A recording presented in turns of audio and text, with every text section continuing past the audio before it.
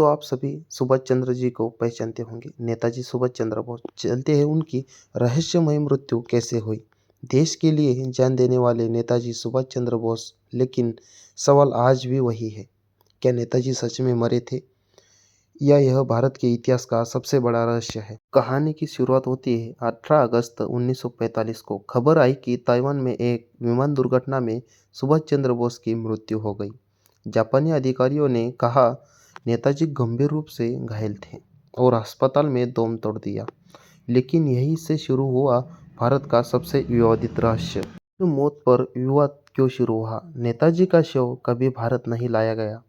उनके मृत्यु के पश्चात भी उनका जो शव है भारत नहीं लाया गया। दुर्घटना के पुख्ता फोटो या सबूत नहीं मिले। कहीं प्रत्यक्षदर्शियों के बयान आपस में मेल नहीं खा रहे थे।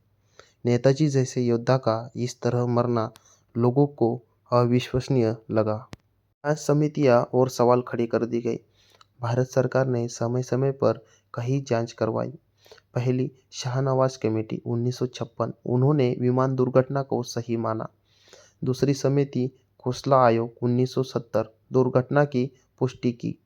तीसरी समिति मुखर्जी आयोग 2005, कहा जाता है कि नेताजी की मौत विमान दुर्घटना में नहीं हुई। इस समिति ने यह बताया, लेकिन इस रिपोर्ट को सरकार से स्वीकार नहीं किया।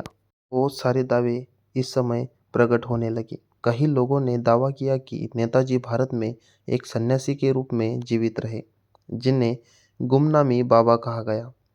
क्या नेताजी आज़ादी के बाद गुप्त रूप से भारत लौट आए थे? क्या उन्हें राजनीति से दूर रखा गया? उसके सबसे रहस्यमय मृत्यु के सबसे अनसुलझे सवाल।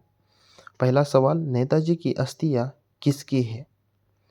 दूसरा सवाल, सरकार ने कई फाइलें दशकों तक गुप्त क्यों रखी? तीसरा सवाल, अगर नेताजी जीवित थे तो सच्चाई क्यों छिपाई गई? जल्दी जानते हैं, नेताजी सुभाष चंद्र बोस की मृत्यु एक घटना नहीं थी, बल्कि भारत का सबसे बड़ा राजनीतिक रहस्य है, जिसका जवाब आज भी इतिहास नहीं दे पाया है। जो पसंद आए तो हमारी चैनल को लाइक एंड सब्सक्राइब जरूर कर दीजिए दोस्तों।